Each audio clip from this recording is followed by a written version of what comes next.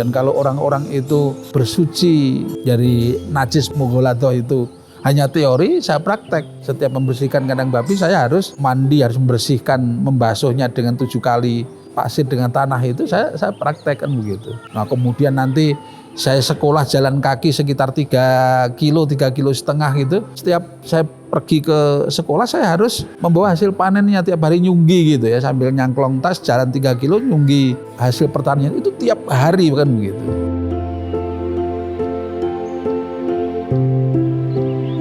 Dimarah sama orang tua, kuliah biaya dari mana, adikmu banyak nggak ada yang sekolah, untuk makan aja susah gitu. Akhirnya insya Allah saya kuliah sambil bekerja, insya Allah biayanya cukup dari saya bekerja. Kerja apa? Emang cari pekerjaan itu gampang kan begitu. Sampun insya Allah ini saya malah sudah punya uang dari hasil kerja saya 500-an ribu sekian. Orang tua nangis kan gitu. Jadi orang tua akhirnya yang tadinya tidak itu nangis. Ketika saya sudah sampai ke puncak karir gitu, baru saya sadar gitu. Oh ternyata walaupun saya sudah sampai ke puncak karir gitu kan di perusahaan besar gitu, saya nggak bisa membantu saudara saya. Apa gunanya saya bekerja di puncak prestasi tapi tidak bisa membantu saudara-saudara saya. Jadi salah kalau orang mengatakan kok kerja mati-matian wong harta tidak dibawa mati, itu salah. Bagi saya harta itu harus dibawa mati. Nah untuk bisa dibawa mati apa?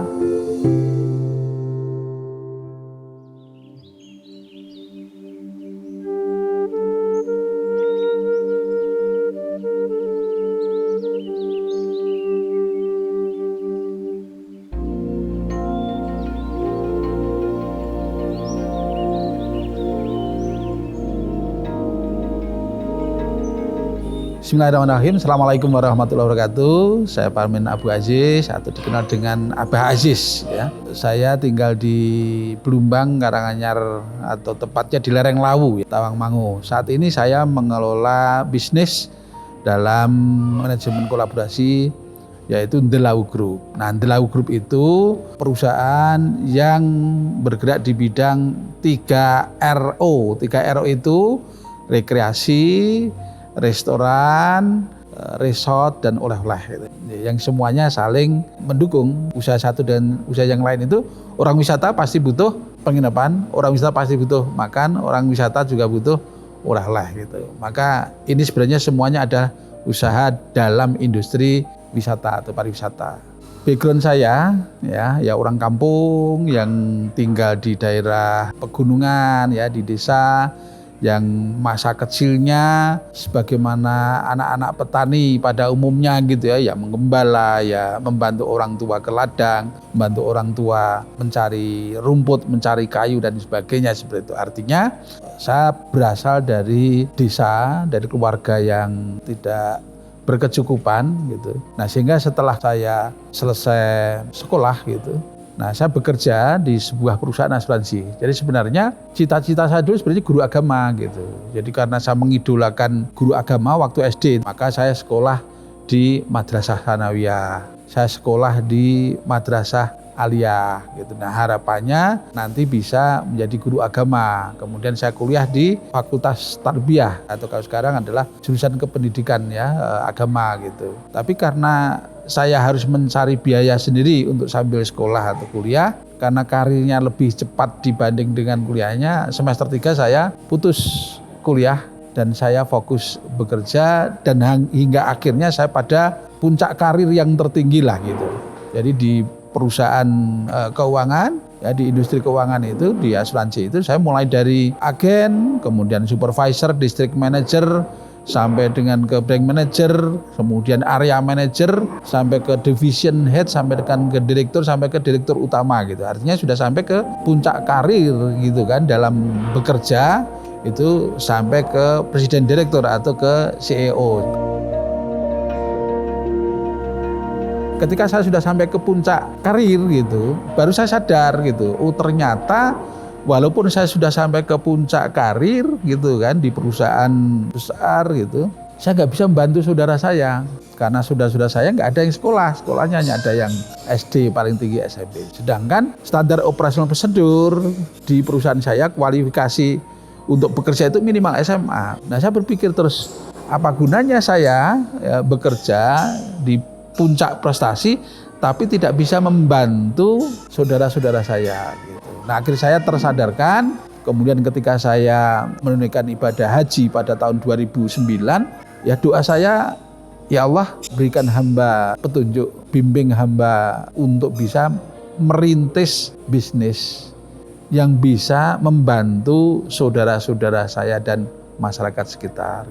Nah akhirnya tidak lama kemudian saya masih bekerja itu di perusahaan asuransi tersebut. Mulai ada keinginan untuk belajar bisnis. Yang pertama bisnis yang saya jalani adalah beternak kambing perah gitu. Jadi saya mulai berminat searching di internet bagaimana beternak kambing itu. Kemudian saya mengirim adik-adik saya belajar ke peternak-peternak yang sudah sukses gitu. Sampai dengan beberapa kali belajar di beberapa peternak hingga akhirnya adik-adik saya sudah mulai menguasai ilmunya, baru saya buat ternak kambing perah. Namanya pertama itu Etawa Farm Tawangmangu gitu ya. Fokusnya adalah kambing perah. Karena kita mulai berinteraksi dengan peternak-peternak kambing dan saya masuk di komunitas peternak kambing, mulailah kita banyak mengenal teman-teman sefrekuensi gitu ya, sama-sama peternak yang juga sama-sama pecinta daging kambing gitu.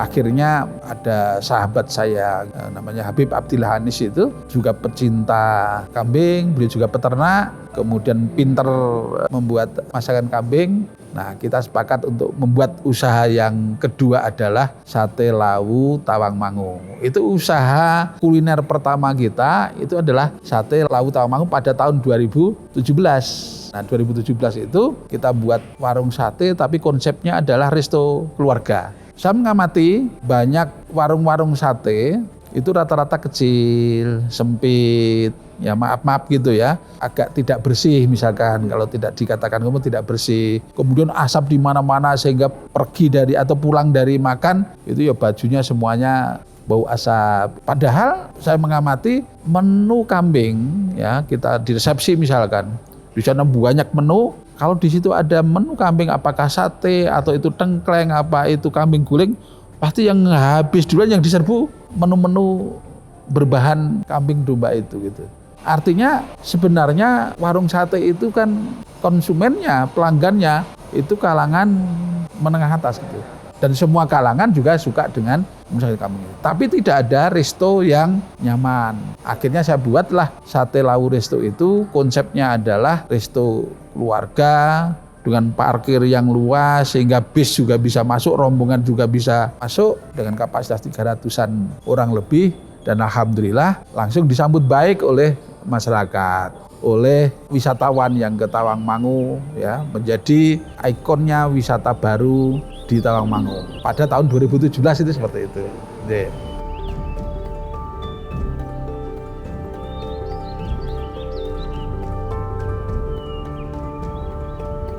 The Lawu Group itu tourism management ya. Jadi ada unit-unit bisnis yang kita inisiasi sendiri, artinya kita bangun sendiri. Ada yang kita itu menjadi operator, gitu ya, kerjasama dengan beberapa objek yang sudah ada sebelumnya, kemudian kita take over pengelolaannya gitu. Jadi tidak semuanya dari nol gitu. Jadi ada beberapa objek wisata yang waktu pandemi kemarin itu tidak bisa bangkit, sehingga mereka serahkan pengelolaannya ke kita, itu kita take over. Nah sekarang seluruh unit itu kita baik lokasi maupun brand gitu ya. Ada satu lokasi yang 2 brand. Sekarang 34 unit lah. Mulai dari destinasi wisata itu ada 16 atau 17 unit, kemudian ada cafe resto, kemudian ada resort dan ada oleh-oleh. Nah itu yang dimanage oleh kolaborasi tadi. Ada lahannya itu lahan perhutani ya, kita ada yang membangun dari awal, ada yang kita tinggal maintenance aja kita perbaiki. Ada lahannya dari pemerintah daerah kabupaten. Ada juga asetnya dari Perusda provinsi misalkan. Ada juga dari Kodam. Kodam itu kan juga punya aset. Yang terakhir misalkan Benteng Pendem gitu. Itu kan asetnya Kodam gitu. Nah, dikerjasamakan dengan Puskupat dan kita seperti itu. Nah, intinya adalah bahwa bisnis yang dikelola oleh The Lau Group ya, itu konsepnya adalah rekreasi, resort, resto, dan oleh-oleh, dan kita terbuka untuk bersinergi, berkolaborasi, bekerjasama dengan teman-teman pelaku wisata. Baik kita konsepnya adalah take over pengelolaan atau kerjasama sebagai vendor seperti itu. Ya, kita menyepakati dulu skema kerjasamanya seperti apa. Apakah sewa murni, berarti kita nyewa aset itu gitu kan. Kemudian kombinasi, ada fixed share sebagai sewa dan ada variable share, berarti bagi hasil. Nah, bagi hasilnya tinggal kita sepakati, tergantung gitu kan, tergantung investasinya. Ada yang 20, 80, ada yang 40, 60, ada yang 70, 30. Itu tergantung dengan nilai asetnya dan potensinya gitu. Nah, ada kita yang murni sebagai pengembang gitu. Artinya semua yang bangun kita. Tapi ada juga kita yang murni sebagai manajemen pengelola. Berarti semua investasi adalah mitra kita gitu. Kita hanya sebagai pengelola. Ya kalau itu ya kita bagiannya lebih kecil lah dibanding dengan mitra kita gitu. Dalam bisnis kan kita itu hanya punya kewajiban ikhtiar secara teknis. Tapi semua hasilnya kan tetap Allah. Yang maha menentukan kan Allah Subhanahu wa Ta'ala kan gitu. Jadi ya kebanyakan bisnis-bisnis yang tadinya tidak jalan, ketika kita take over ya alhamdulillah jalan. Tapi ada juga yang berat karena untuk rebranding itu kan perlu waktu gitu. Kita lebih mudah itu misalkan mengelola baru dibanding dengan memperbaiki yang sudah lama terpuruk gitu. Karena image yang ada kalau sudah tempat itu misalkan tidak baik, di Google review misalkan sudah tidak baik, itu untuk mengangkat kembali kan berat gitu. Maka itu juga menjadi sunatullah bahwa bisnis itu ada yang sukses, ada yang tidak. Nah, kita itu sebenarnya adalah konsepnya saling menutupi, saling menguatkan satu dengan yang lain. Jadi bisnis kita ya ada yang besar, ada yang sukses, tapi ada juga yang minus. Ya kalau kita lihat itu ada yang mestinya itu ditutup gitu. Tapi karena kita saling berkontribusi menutupi, maka 1-2 saja yang kita tutup. Contohnya misalkan gini, kita dari 30-an 3 itu masih ada 7 yang kita subsidi gitu. Yang subsidi siapa? Ya tempat-tempat lain yang surplus gitu. Jadi konsep ta'awunnya antara satu unit dengan unit yang lain itu ada. Nah itu juga menunjukkan agar kita itu menyadari bahwa itu hanya manusia. Kalau semua yang kita handle itu sukses semua, nanti kita lupa diri gitu kan, bahwa seakan-akan yang menentukan kita, kan yang menentukan bukan kita gitu. Maka saya juga bersyukur kalau ada yang sukses, ada yang besar, tapi ada yang gagal juga gitu. Itu menandakan saya itu hanya manusia gitu. Sehingga ya lumrah saja kalau ada bisnis yang tidak sukses gitu. Tapi secara umum, karena dalam bisnis itu saya juga menganut konsep dalam manajemen risiko itu jangan meletakkan telur dalam satu keranjang gitu. Karena kalau satu keranjang itu jatuh, maka telur itu akan pecah, akan berdatangan semua. Yang kita maksud misalkan ya bisnis itu hanya dalam jangan satu bidang, jangan hanya satu tempat aja yang besar gitu. Jadi diecer-ecer gitu, bahasa Jawanya itu di split. Resikonya dibagi di mana-mana. Lebih baik kecil-kecil tapi banyak tempat, sehingga kalau misalkan ada 1-2 yang tidak sukses, ya itu bisa di backup dari yang lain yang sukses.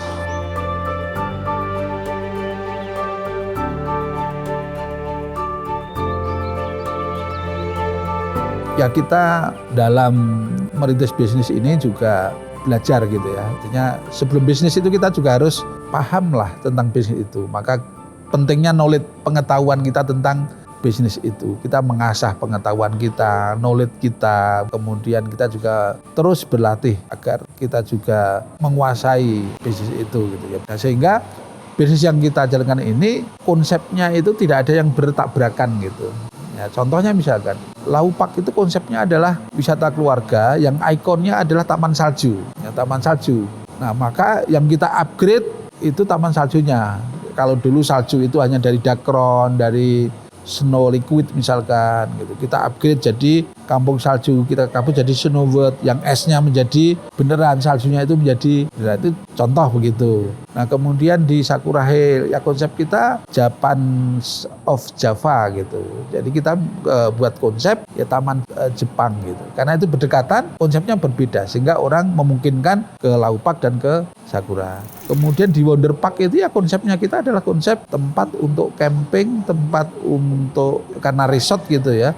Orang outbound, orang bermalam di resort itu tempatnya adalah di Tawangmangu Wonder Park. Nah, cafe resto juga konsepnya beda-beda. Sate Lawu ya kita fokusnya adalah ke menu-menu sate, tengkleng, tongseng, kambing guling dan sebagainya. Kemudian cafe kita ada Kala Senja dengan jargonnya The Best View. Kemudian kita ada 2020 dengan jargonnya adalah Highest Cafe tertinggi, kemudian MH Cafe ini dengan 360 derajat view begitu. Jadi semuanya konsepnya kita unggulkan sesuai dengan potensinya masing-masing gitu.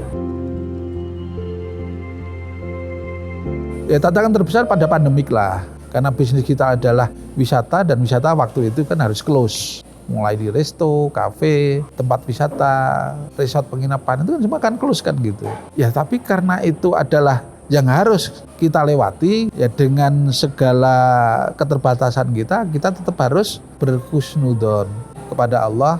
Ya pasti semuanya ada hikmahnya. Maka solusinya apa? Kita menghadapi masalah itu ya kita komunikasikan.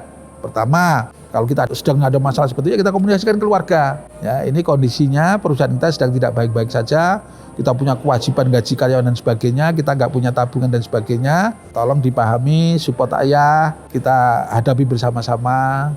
Nah, kepada karyawan juga kita komunikasikan. Karyawan, ini kita sedang diuji. Nah, hendaknya kita tetap bersabar, tetap semangat. Nah, bagaimana kita akan tutup, Anda dirumahkan, atau tetap masuk kita hadapi bersama-sama, tapi ya kita tidak mampu untuk membayar penuh. Ya, mungkin satu hari masuk, satu hari tidak. Sehingga paling tidak kita masih bisa memberikan 50-60% gaji.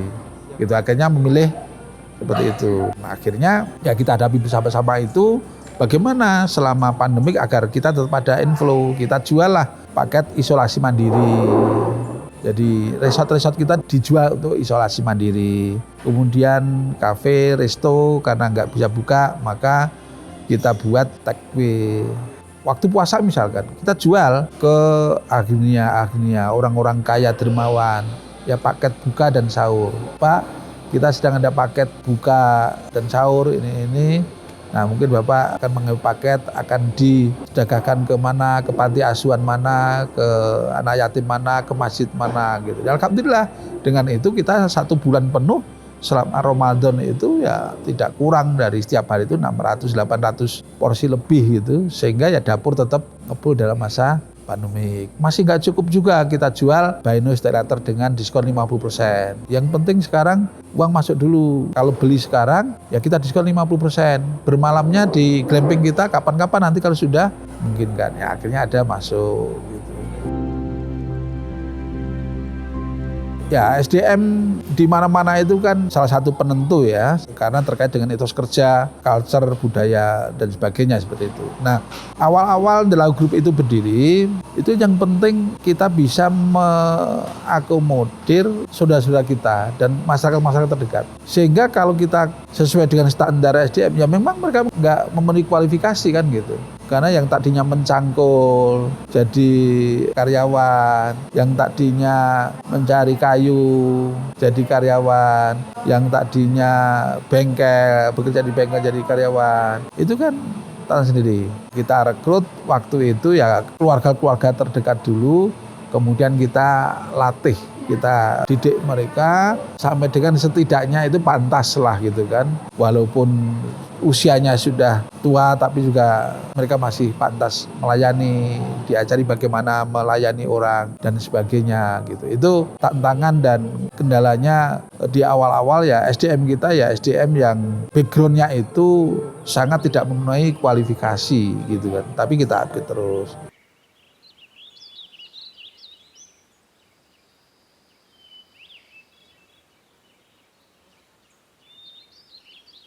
Orang desa, orang kampung yang tidak memiliki lahan pertanian yang luas, itu ya hasil taninya itu pasti tidak cukup untuk keluarga.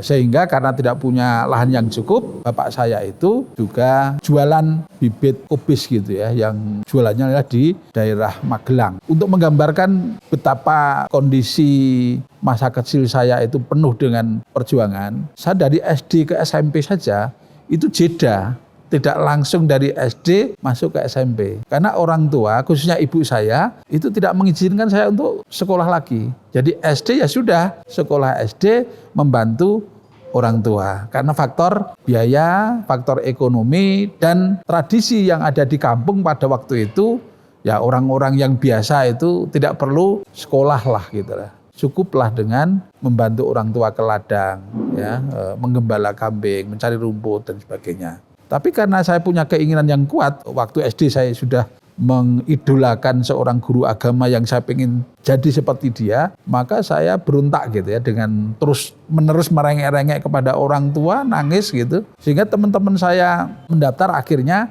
saya juga ikut mendaftar ke SMP juga. Saya di SD itu kan ranking 3 gitu. Tapi begitu pengumuman, nama saya tidak ada, tidak lulus. Setelah saya protes, Pak, nilai saya kan bagus, kenapa saya nggak diterima? Saya sudah berani protes waktu lulus SD itu. Nah ternyata itu begitu dicari, ada beberapa peserta tes masuk SMP itu, di SMP Negeri Tawangmangu itu, yang tidak mencantumkan nomor ujian gitu. Nah sehingga saya tidak dinyatakan lulus itu karena memang tidak mencantumkan nomor ujian. Nah itu mungkin karena ibu tidak ridho gitu ya, karena ibu saya itu tidak ridho saya sekolah lagi gitu, ya ada aja caranya, saya gagal untuk masuk di sekolah negeri itu.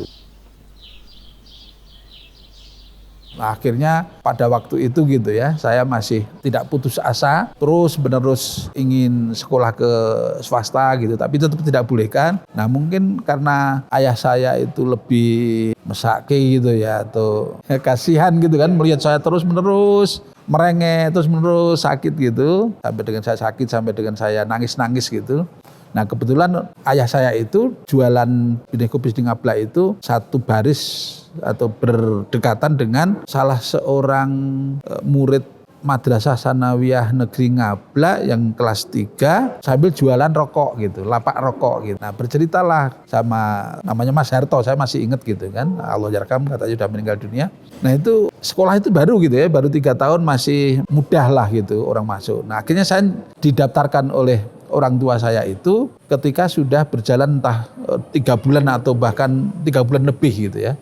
Saya baru masuk ke Madrasah Sanawiyah itu. Nah untuk saya bisa tidak membayar uang kos, saya tidak membayar untuk makan. Nah saya dititipkan kepada salah satu pelanggannya ayah saya itu, namanya Mbah Bekel Aliastro gitu kan. Bekel itu kalau di sini ya seperti kepala dusun lah begitu. Yang saya bahasa Jawa ngenger lah gitu, ngikut membantu bekerja. Ya mulai dari subuh saya harus sudah mengambil air dari sendang ya, dari sumber itu untuk ngisi bak sumur. Sebelum berangkat sekolah saya harus sudah mencari rumput dulu. Sebelum berangkat sekolah saya harus membersihkan kandang sapi, kandang ayam, bahkan kandang babi. Padahal saya sekolah di Madrasah Sanawiyah gitu. Dan kalau orang-orang itu bersuci dari najis mughalathah itu hanya teori, saya praktek. Setiap membersihkan kandang babi saya harus mandi, harus membersihkan, membasuhnya dengan 7 kali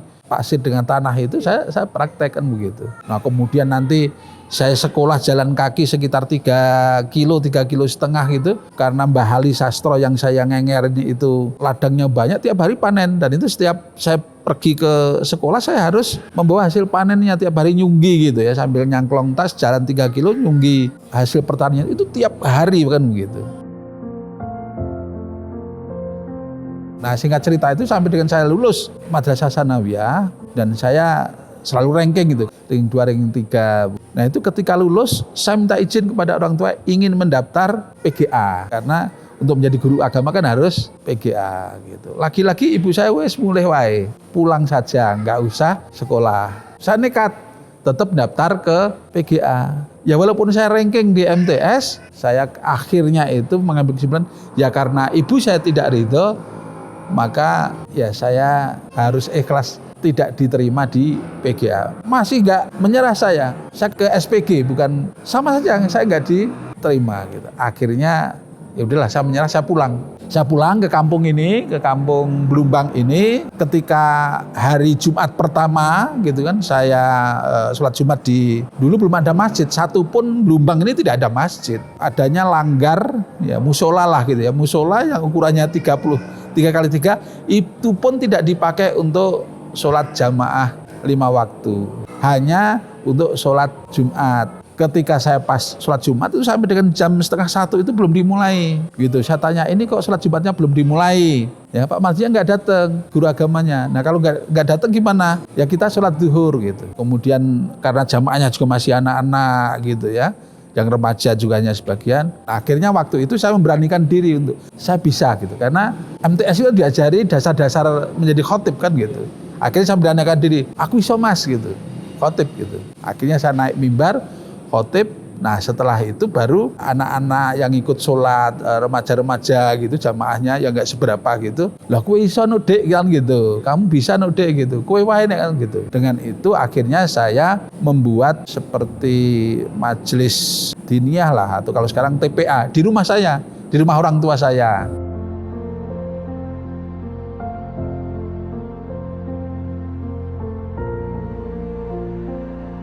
Ya belajar ngaji, ya kalau dulu masih alibata lah gitu ya, belum ada ikro gitu, jadi masih belajar turutan itu di rumah. Akhirnya sholat 5 waktu di rumah, ngaji di rumah, sholat Jumat itu di rumah orang tua saya itu, sholat tarawih itu juga di rumah orang tua saya itu, begitu. Nah akhirnya semakin nggak muat, saya minta izin pindah ke kantor kelurahan. Nah kantor kelurahan juga tidak muat lagi, akhirnya pindah ke rumah. Sekarang jadi Masjid Istiqomah itu, rumahnya Pak Desri namanya ya, orang tuanya Abu Noval yang sekarang punya Pondok Minhajul ya, itu ada rumah 4 yang gandeng gitu. Nah disitulah mulai dari anak usia SD, anak SMP sampai ada yang kuliah 1-2 itu berkegiatan sehari-hari di situ gitu. Jadi saya lulus SMP itu sudah belajar memimpin jamaah. Saya tidak tahu, mungkin Allah yang menggerakkan itu, yang akhirnya terdengarlah oleh Pak Santoso Allahyarham, itu ownernya Danar Hadi, Batik Danar Hadi, mendengar di desa Blumbang ya ada anak-anak remaja yang bersemangat untuk ngaji dan sebagainya, tidak temukan masjid ya, akhirnya bawa bantuan sarung, mukena, ada kain dan sebagainya itu dibantukan, sambil bilang kalau ada tanah akan membantu untuk buat masjid itu. Nah akhirnya saya dengan anak-anak itu yang masih remaja-remaja itu ke Pak Lurah, minta Pak Lurah ada yang mau bantu masjid, dan nanti kita minta tanah desa yang nggak kepake. Yang kita minta waktu itu kalilo itu punden gitu ya, ada pohon lo-nya begitu sehingga disebut kalilo.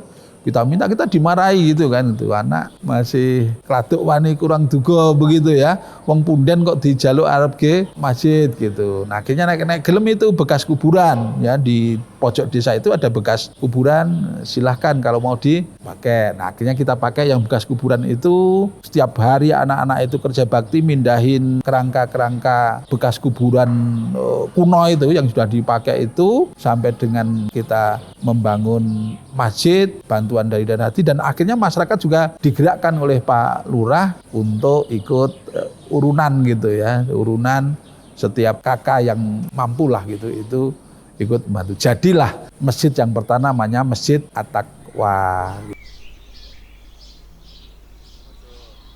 Setelah itu mulailah saya membuat kegiatan-kegiatan pengajian, ngundang dai-dai, mubalek-mubalek dari kota gitu. Nah suatu saat ketika saya ngundang namanya Pak Sutono Abdul Karim, dai dari kecamatan, dengan Bu Siti Aminah istrinya, ya itu bertanya, "Dek, sekolahnya di mana?" gitu. "Nggak sekolah." "Kenapa nggak sekolah? Kok sayang banget masih muda nggak sekolah?" Boten pareng kalih tiyang sepuh, tidak boleh sama orang tua. Beliau tidak bilang apa-apa, tahu-tahu subuh besok pagi itu Pak Sutono Abdul Karim dan Bu Siti Aminah Allahyarham itu ke rumah saya, ke orang tua saya, minta saya sekolah lagi akan dibiayai oleh beliau gitu. Saya sudah libur 1 tahun itu dari SMP ke SMA itu libur nggak sekolah, saya yang ngurusi itu sampai dengan jadi masjid itu. Akhirnya saya sekolah lagi gitu kan, saya nyusul di Madrasah Aliyah Negeri Karanganyar. Nah di situ saya juga ngenger lagi ngikut orang agar gratis biaya kos, gratis makannya, bantu orang gitu. Kemudian kelas 2, kelas 3 saya mulai menempati masjid yang sekarang menjadi Masjid Al-Huda. Saya tidur di masjid, bersihkan masjid,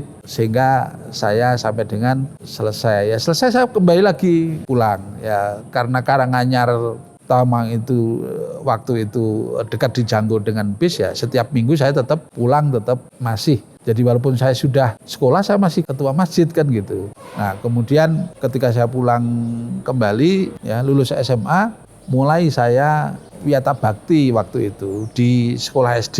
Berarti apa? Saya tercapai cita-citanya jadi guru agama walaupun wiyata bakti yang tidak dibayar. Dibayarnya kalau pas ya ada uang 3 bulan waktu itu 35 juta, 35.000 lah begitu kan gitu.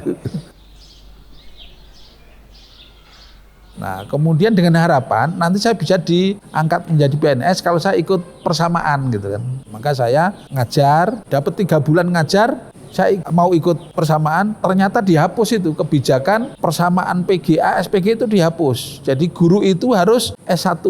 Akhirnya pupuslah harapan saya untuk bisa jadi PNS, jadi guru. Sempat saya ngambek gitu ya, nggak masuk lagi ngajar gitu. Kepala sekolah, waktu itu ada Pak Warno, ada Pak Sudono guru agama, itu ke rumah ayo lagi gitu. Ini ada Universitas Muhammadiyah buka program baru, program sore gitu kan, khusus orang-orang yang sudah bekerja, kelasnya sore, ya murah gitu. Ya waktu itu 1 semester baru 60.000 gitu kan, murah. Akhirnya saya semangat lagi, kemudian saya tidak minta izin orang tua, langsung saya daftar. Dari mana saya mendaftarnya? Karena saya ketua masjid waktu itu, saya pinjam ke bendahara masjid 150.000. Itu wallahu alam hukumnya apa gitu ya waktu itu, karena ini saya pinjam ke bendahara masjid, Mas Setu gitu ya, Mas Setu Mas Agis bendaharanya itu. Ya uang kas masjidnya tak pinjam dulu 150 gitu. Geopos pokoknya anak perlu gitu. Akhirnya saya daftar kuliah di Universitas Muhammadiyah Surakarta, jurusan tarbiyah gitu.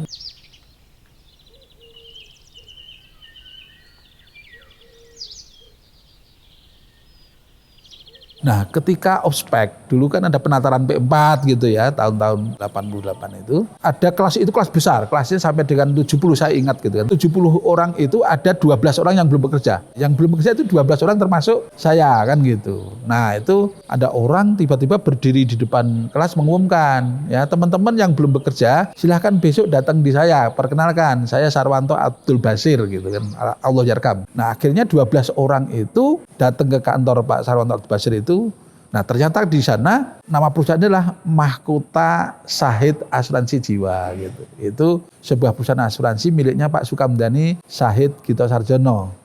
Tapi kita nggak tahu apa itu perusahaan asuransi jiwa, nggak tahu. Kita ikut aja training kan gitu. Nah begitu di training hari pertama itu company knowledge, kita dikenalkan perusahaannya. Hari kedua itu dikenalkan dengan produk knowledge. Produknya adalah ada tabungan beasiswa, ada asuransi hari tua dan sebagainya gitu. Nah kemudian hari kedua itu sudah langsung loh, ini berarti tugasnya adalah membantu orang-orang untuk menyiapkan hari tuanya, untuk membantu orang-orang menyiapkan biaya sekolahnya, program beasiswa gitu. Nah itu malamnya itu saya langsung ke beberapa saudara saya, tetangga gitu. Dan hari ketiga training belum selesai, itu saya sudah dapat nasabah 7 orang gitu ya. Saya masih ingat waktu itu saya membawa uang itu dari orang mendaftar itu 1,50 juta atau berapa, saya lupa gitu. Tapi saya masih ingat, saya itu mendapatkan komisi dan insentif itu sampai dengan 750.000 lebih gitu. Kalau di asuransi syariah itu namanya ujroh gitu. Komisinya sampai dengan 50% ditambah dengan insentifnya 25% dari komisi. Itu saya masih ingat hitungannya seperti itu. Saya kaget loh, saya belum bekerja Pak. Enggak, ini hak kamu dapat 50%. Kalau kontraknya itu sampai dengan 20 tahun ditambah dengan insentifnya itu 25% dari komisi. Berarti dapat 75% kan, maka saya dapat 700.000 lebih gitu. Baru saya hari keempatnya itu sudah mengembalikan kas masjid tadi. Ini Mas, kemarin yang saya pinjam saya kembalikan. Gitu. Nah, ketika sudah selesai ospek, saya masih punya uang itu 500-an lebih kan begitu. Saya baru bilang kepada orang tua saya, Pak, Bu, nyuwun donganipun, saya izin kuliah gitu. Dimarah sama orang tua, kuliah biaya dari mana? Adikmu banyak, nggak ada yang sekolah, untuk makan aja susah gitu. Akhirnya insya Allah saya kuliah sambil bekerja, insya Allah biayanya cukup dari saya bekerja. Kerja apa? Golek gawe iman gampang. Kerja apa? Emang cari pekerjaan itu gampang kan begitu. Sampun insya Allah. Ini saya malah sudah punya uang dari hasil kerja saya 500-an ribu sekian. Karena sebagian sudah saya pakai untuk operasional, untuk beli apa-apa dan sebagainya. Gitu. Orang tua nangis kan gitu. Jadi orang tua akhirnya yang tadinya tidak itu nangis. Ya udah kalau gitu tak dongake mudah-mudahan lancar. Akhirnya malah orang tua merateli benik itu melepas orang tua itu kan punya simpanan kalau dulu itu kancing emas gitu kan gitu. Nah itu digade gitu kan, kemudian diberikan ke saya lupa jumlahnya 1 juta sekian. Ini gawe nentuku motor, gen iso kuliah lancar karo nyambet gawe. Nah akhirnya saya waktu itu beli motor 1 juta berapa, 500 atau berapa begitu, pemberian orang tua. Dan hasil saya tadi, pertama saya masih ingat saya bisa beli motor PX gitu ya, Vespa PX gitu. Padahal di kampung ini daerahnya daerah nanjak, nggak ada satu orang pun yang punya Vespa kan gitu. Hanya karena kan saya melihat pimpinan saya waktu itu Pak Abdul Basir itu PXE itu gagah banget begitu kan. Jadi elegan, ketemu dengan orang itu kayak elegan gitu. Nah saya belikan itu. Nah itulah saya mulai berkarir sambil kuliah. Nah dalam perjalanannya ternyata karir saya sangat cepat sekali. 3 bulan saya bekerja, itu saya langsung dipromosi, nyalip pimpinan saya gitu. Karena apa? Saya setiap ceramah presentasi, misalkan di Blumbang itu dulu ada 14 RT. RT 1 saya ke pertemuan RT 1. Tanggal 2 misalkan saya pertemuan di RT 2 dan sebagainya gitu. Dan itu ketika saya presentasi gitu kan, banyak orang yang pada datang ke rumah. Dek, caranya ikut gimana? Cara daftar seperti apa gitu. Sehingga target saya itu melampaui dari teman-teman yang lain dan saya langsung dipromosi menjadi unit manager gitu. 6 bulan kemudian saya langsung juga setiap presentasi saya di perhutani gitu, 100 orang yang masuk 100 orang juga, 70 orang juga begitu. Nah sehingga pada 6 bulan kemudian saya dipromosikan lagi waktu itu kepala unit ya. Nah kemudian pada masuk ke semester kedua saya dipromosikan ke Pekalongan. Akhirnya saya meninggalkan kuliah tapi saya belum keluarkan gitu, belum keluar, siapa tahu nanti masih bisa kuliah mondar-mandir gitu. Nah ternyata ya di Pekalongan 6 bulan prestasinya bagus lagi, langsung saya dipromosikan lagi ke Lampung. Saya masih ingat waktu itu usia saya baru sekitar 20-an 3 lah. Langsung promosi ke Bandar Lampung menjadi kepala cabang membawai Sumatera bagian selatan, Lampung, Palembang, Bengkulu, Jambi dan sebagainya. Kuliahnya sudah wassalam gitu. Karena sudah bekerja. Dengan harapan tadinya pengen kuliah lagi, tapi ternyata ya belum kita diberikan jalan untuk bisa kuliah lagi. Itulah mulai merintis bisnis, mulai dari agen, supervisor, unit manager, district manager, branch manager, area manager, ya regional manager, sampai dengan division head, sampai dengan direktur, sampai dengan direktur utama. Tersadarkanlah akhirnya saya ya untuk apa saya sekarang sudah mentok di top manajemen, saya sudah berada di puncak karir tapi saya tidak bisa membantu saudara-saudara saya.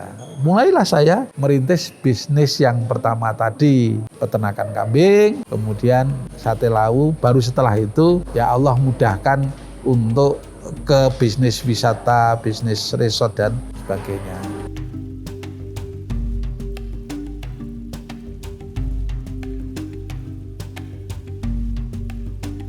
Dari awal kita bekerja ini niatnya adalah khairun nas anfa'uhum linnas. Sebaik-baik manusia itu yang memberi manfaat pada orang lain gitu.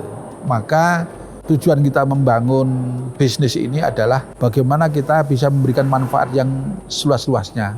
Karena kita sadari harta kita sesungguhnya itu adalah hanya yang kita makan. Dan itu sangat terbatas kan. Kita mau punya uang berapa miliar pun yang kita makan juga hanya seberapa, kan ada batasnya. Semahal-mahalnya makanan berapa. Sebanyak-banyaknya ya kita, itu pun akan menjadi kotoran. Yang kedua, harta kita sesungguhnya adalah yang kita pakai. Mau baju, mau aksesoris, mau mobil, mau rumah, itu kan juga akan usang. Tapi itu rezeki yang kita nikmati kan gitu selama hidup. Rezeki yang sebenarnya yang kita bawa mati. Jadi salah kalau orang mengatakan kok kerja mati-matian wong harta tidak dibawa mati, itu salah. Bagi saya harta itu harus dibawa mati. Nah, untuk bisa dibawa mati apa? Harta yang dibelanjakan, yang diinfakkan di jalan Allah. Untuk membantu orang yang tidak mampu, untuk membangun masjid, untuk membangun pondok pesantren. Intinya adalah yang bernilai pahala di sisi Allah, itulah harta yang akan kita bawa. Maka belakangan kita mulai merintis pesantren. Saya diamanati misalkan ada pondok tahfidz putri namanya Muslimah Quranic Center Al-Aziz. Itu programnya fokus hanya kepada kaderisasi muslimah, kaderisasi Quran untuk muslimah. Programnya adalah tahfidz, kemudian itqon dan sanad gitu. Itu 50% santrinya beasiswa gratis, 50%-nya berbayar pun murah. Itu kan satu bulannya hanya 500.000, sudah asrama, sudah makan, sudah seluruh kegiatan gitu. Karena memang tujuan kita dakwah. Nah, kita ada Muslimah Quranic Center Al-Aziz. Kemudian kita juga diamanati untuk membina di Pondok Pesantren Al-Jawi Al-Ilmi yang fokusnya adalah kaderisasi ulama ya, yang diasuh oleh Syekh Labib, Dr. Labib, oleh Ustadz Sanib Ali Syahbana, Ustadz Wahyu gitu ya gitu. Kemudian kita bersama-sama dengan Kiai Syiabuddin untuk menginisiasi elit IBS. Elit IBS itu Entrepreneur Leadership Islamic Boarding School. Jadi anak-anak yang sekolah tahfidz yang sudah selesai kita ajarin untuk berbisnis gitu. Dan tentu tujuan dari kita berbisnis itu mendapatkan ridho Allah dan memberikan manfaat yang seluas-luasnya bagi masyarakat, bagi bangsa, negara, bagi agama, dan tentu saja keluarga. Terima kasih, saya Parmin Sastro, Abu Aziz dari The Lau Group. Assalamualaikum warahmatullahi wabarakatuh.